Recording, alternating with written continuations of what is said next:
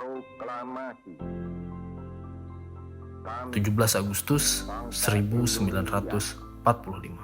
dengan ini Kemerdekaan Indonesia akhirnya terwujud kemerdekaan Indonesia setelah melalui pengorbanan jiwa dan raga para pahlawan. dan kekuasaan Kini tugas kita untuk mengisi kemerdekaan dengan cara kita sendiri.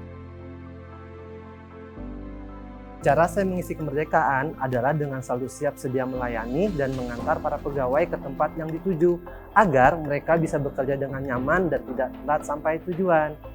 Cara saya mengisi kemerdekaan adalah dengan selalu memastikan kebersihan dan kenyamanan ruangan tempat bekerja agar seluruh pegawai bisa nyaman dan semangat dalam bekerja.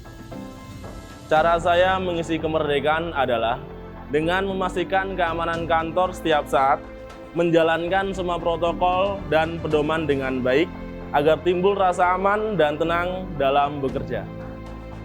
Cara saya mengisi kemerdekaan adalah bekerja penuh semangat, tulus, ikhlas, dan mengutamakan kejujuran sebagai warisan luhur budi pekerti dari para pahlawan Indonesia. Ayo, kita isi kemerdekaan kita. Banyak cara untuk itu.